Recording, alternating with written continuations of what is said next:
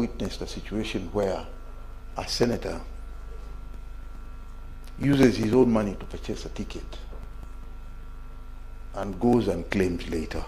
We never had this in 2013. We never had this in 2017. But now we are having it here, this session from 2022. And I think it's a very, very bad precedent. We shouldn't go that direction. And these are among the issues that I think we need to talk.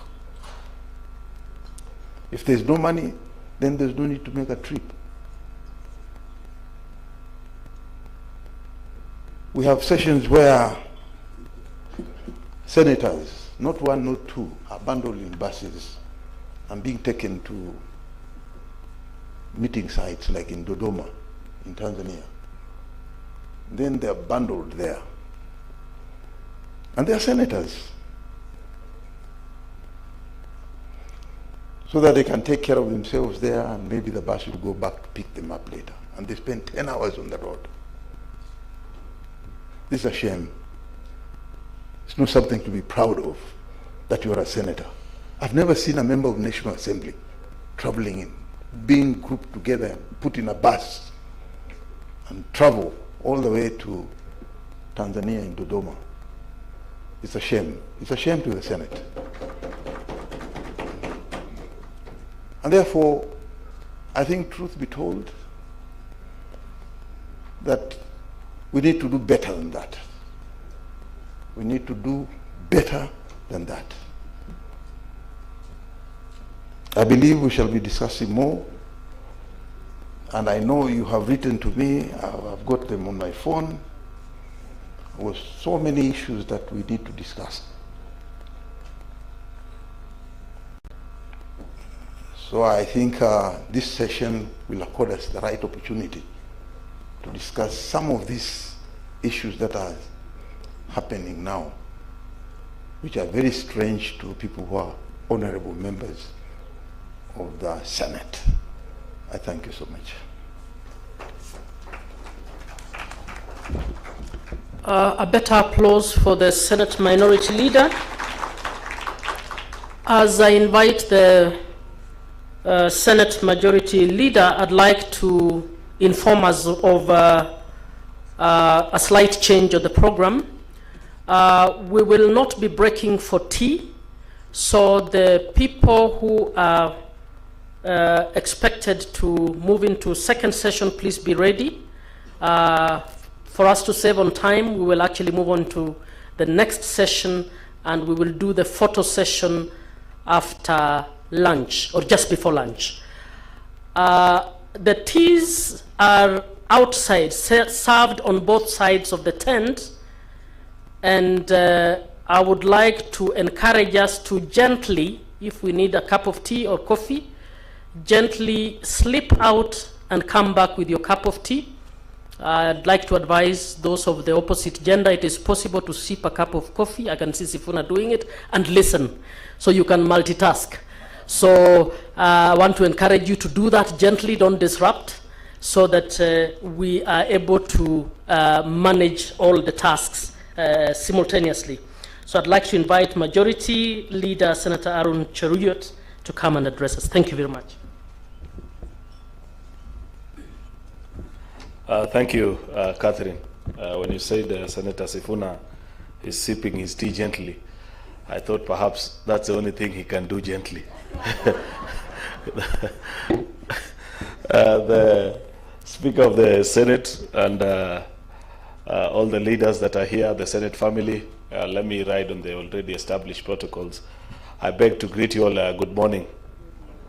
Mr. Speaker, I too have a written speech, but allow me to speak out of my heart and abandon the drafted speech so that I get to reflect properly on the meaning and the placing of this gathering in this beautiful city of Naivasha. Mr. Speaker, sir, driving down to Naivasha this morning, I reflected on the Senate and the journey that has been for the last few years of the existence of this Senate, and thought about its place and the reason for existence Mr. Speaker, I thought deeply and remembered that we could not perhaps have chosen a more apt location to have our conference than in this city of Naivasha, which is a home city of devolution. Because when the 10th Parliament, midway through their term, just like us, retreated here, then as a unicameral house, to put the final coat of paint on our constitution, it was in this very city, perhaps in a hotel not very far from here, that they saw it fit that they grant the Senate of the Republic of Kenya the powers to nurture and uphold, defend, and ensure that devolution succeeds in Kenya. And therefore, reflecting from here, I hope, Mr. Speaker, that by the time we leave here, we will have asked ourselves whether we have lived up to the expectations of those gallant men and women who sat down in this city and saw that Kenya deserves perhaps what is arguably the best gift that this country has ever bequeathed itself since independence, in the form of devolution. Colleagues and the Senate family as a whole, I asked myself and would wish to challenge you into a reflection and perhaps some thought on who would you, if you're granted an opportunity, and ask who would you vote as perhaps the father or the mother of devolution in modern day Kenya. And I thought about many eminent Kenyans, people who made contribution.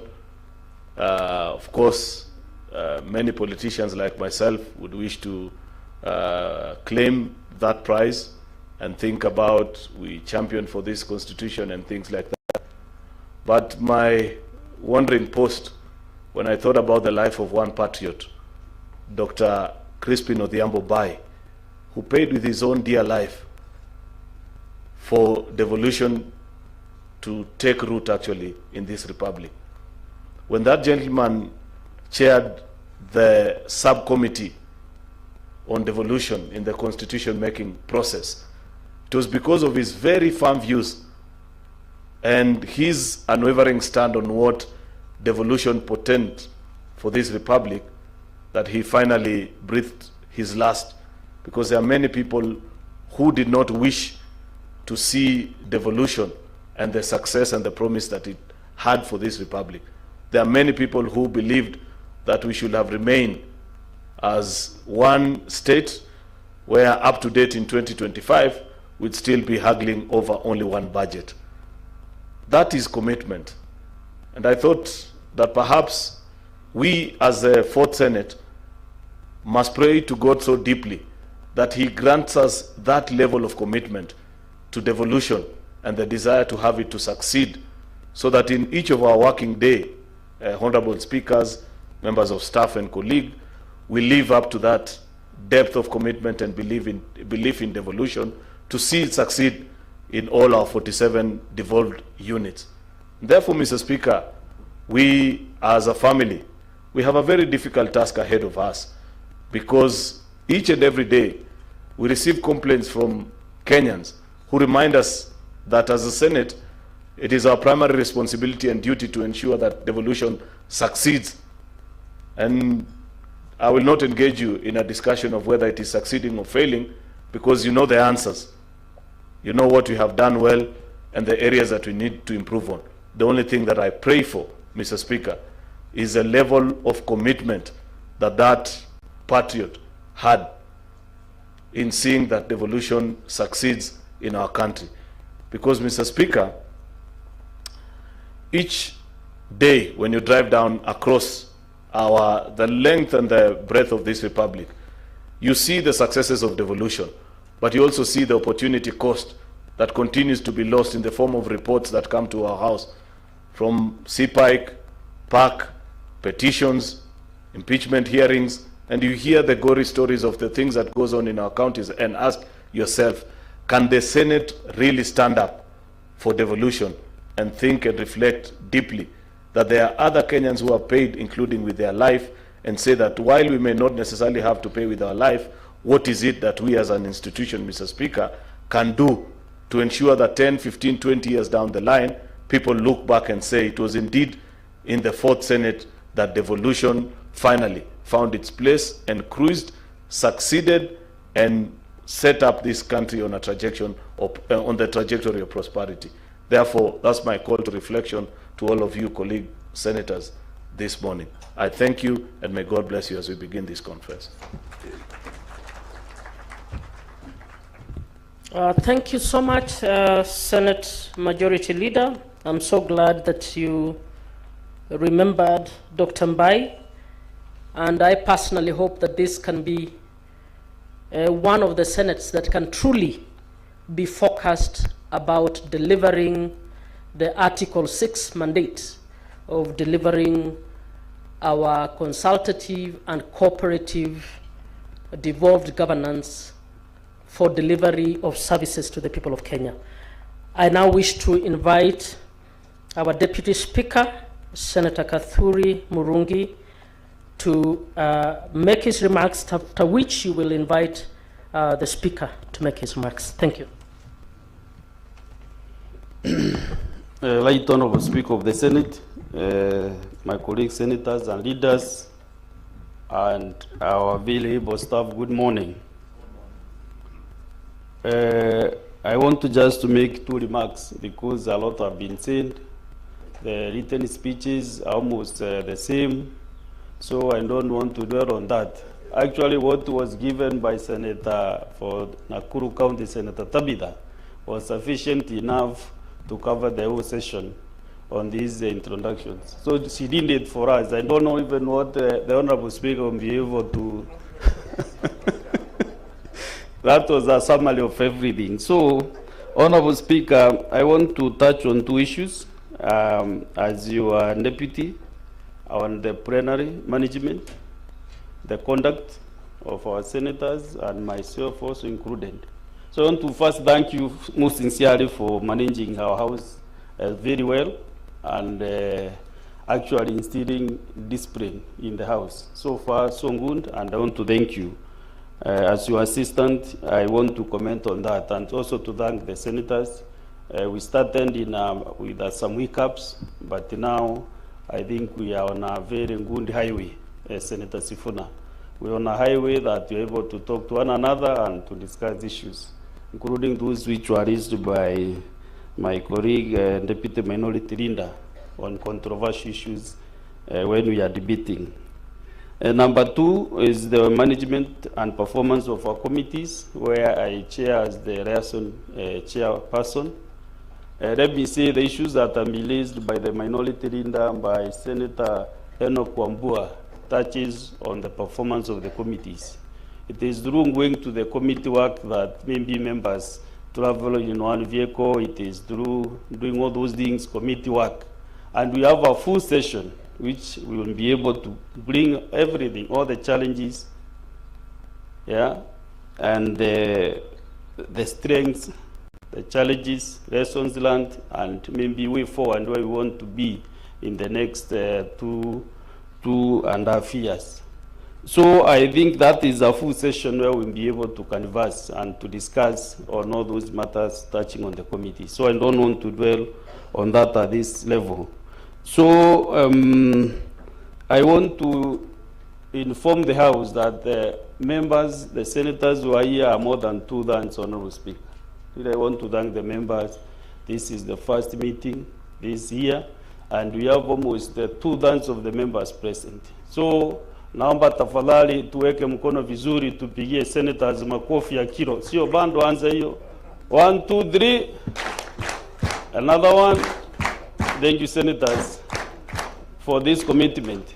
I know Senate is a house of really able men and women who knows their work, and that is why they are here, so that we start in a good footing.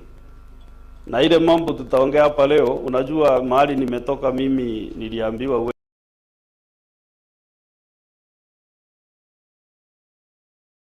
ambia tafadhali toka kisasa tukiwa wazee. Si ndio namna hiyo hata huko Kericho? Yes. So sasa siwezi kulia sasa. Niko na mambo mengi ya kusema, lakini sitaki kusema sasa. We will have that opportunity to do that. Therefore, it is now my singular duty to invite my boss, the Right Honorable Speaker of the Senate, to give his remarks. Karibu Bwana Speaker.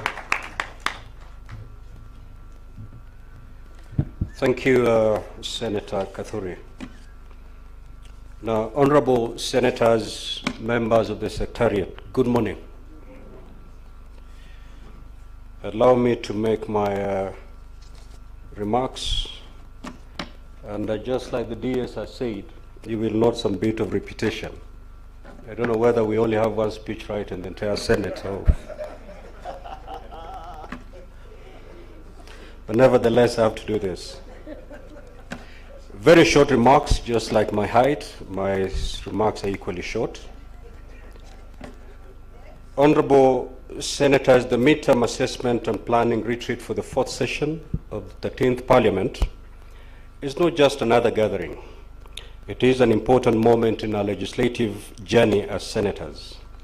Indeed, it is an opportunity to reflect, strategize, and chart the path forward. Today, we stand at the halfway mark of our term, a point where history tells us that legislators either accelerate, the impact, or fall into inertia. The question before us is therefore crystal clear. What will the Senate be remembered for? Will we be remembered as a Senate that strengthened devolution, upheld accountability, and championed the interests of counties? Or will we be remembered as a Senate that let opportunities slip away? Our role, as enshrined in Article 96 of the Constitution, is clear. We are here to represent, protect, and defend the interests of counties and their governments. But beyond the constitutional text, our role is a calling, a duty to uphold the promise of devolution and to ensure that the dream of self-governance of our counties is not just a legal provision, but a lived reality for all Kenyans. For the past 3 sessions, we have passed critical legislation to guide county financing and intergovernmental relations. We have exercised oversight through plenary and committees. We have facilitated devolution by engaging county governments, the Council of Governors, and key stakeholders in the devolution space. But as we reflect on these successes, we must also acknowledge the gaps, shortfalls, challenges, and unfinished business.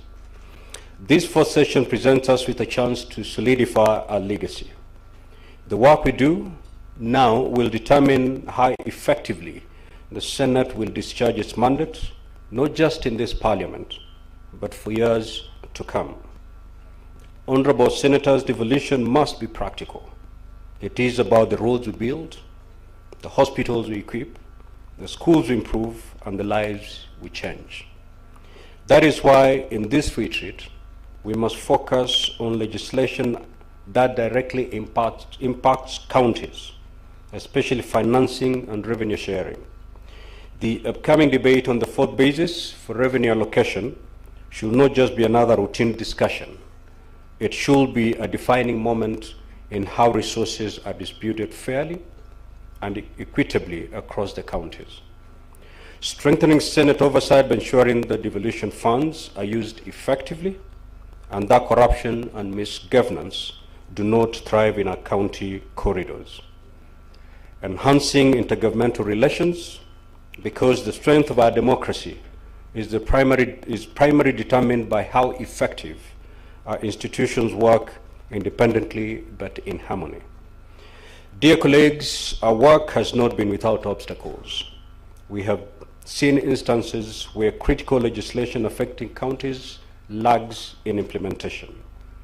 We have also seen the budget allocation for the Senate remaining a contentious issue, adversely impacting on committees' work. We've also seen county governments continue to struggle with the absorption of funds, late disbursements leading to disruption of essential services. The public perception of the Senate also needs strengthening. We must communicate our constitutional mandate and impact more effectively. As part of a renewed commitment and dedication to make the fourth session more impactful and rewarding, we must agree to slay the dragon of absenteeism, which, as witnessed in the past sessions, so often denied the House the requisite quorum to conduct its business. The same monster must be detrimental to key sessions, such as question time, statement time, in effect, denying Kenyans the opportunity to get answers to pressing governance issues. We must agree to put an end to this habit going forward. As we sit and engage over the next 2 days, let us remember this. They're not just debating policy. We are involved in the business of shaping Kenya's future. We must leave this treaty with clear resolutions. We must ensure that our deliberations translate into tangible action. We are duty-bound to sharpen our focus and undertake our responsibilities with renewed energy and commitment. The Senate is often referred as the upper house, but let us not allow ourselves to be seen as a ceremonial institution. We must continue to prove that we are a house of action, a results-oriented house, a house that is befitting of the high public regard and respect it commands and is responsive. Honorable Senators, let us make no mistake about what this retreat is and isn't. This retreat is not just about reflection. It is about reaffirming a commitment to the successful implementation of devolution and improved governance in our county governments. It is not just about discussion. It is about determining and prioritizing the laws and policies that will fundamentally shape Kenya for years to come. It is not just about the Senate of today. It is about our collective resolve to shape the legacy we will leave for prosperity. As Speaker of the Senate, I pledge my commitment to fostering unity, efficiency, and progress in our work. And on behalf of the Presidium, I pledge nothing short of impartiality and fairness in discharge of our duties as the Presidium. The Senate's success is Kenya's success. The strength of devolution is the strength of our democracy. Let us seize this opportunity to be on the right side of developmental history. In view of the weighty responsibilities in our hands, I call all of us to fully dedicate these 2 days to this retreat and participate in this, on the sessions till to the very end in order to maximize the envisaged gains and justify investments in this activity. We would wish to see full house for all the sessions. And I know that a request had been made that because of your other busy schedules, you'd wish to leave tomorrow, which is quite in order. But that will depend on whether we fully handle the business before us. If you're able to discharge and handle the business before us, even at the end of today, I may release you. So it's up to you to make sure that what has brought us here is handled effectively before we go back to our respective stations. With these few remarks, I declare this retreat officially open. And I wish all of us fruitful deliberations. Thank you so much. Thank you. Better applause for the Speaker, please. I now wish to invite the Speaker and the leaders on the podium to take your seats in the plenary and to invite Senator Sigei, Chair for the next session, and the panelists for session 2 to come on stage. Thank you very much.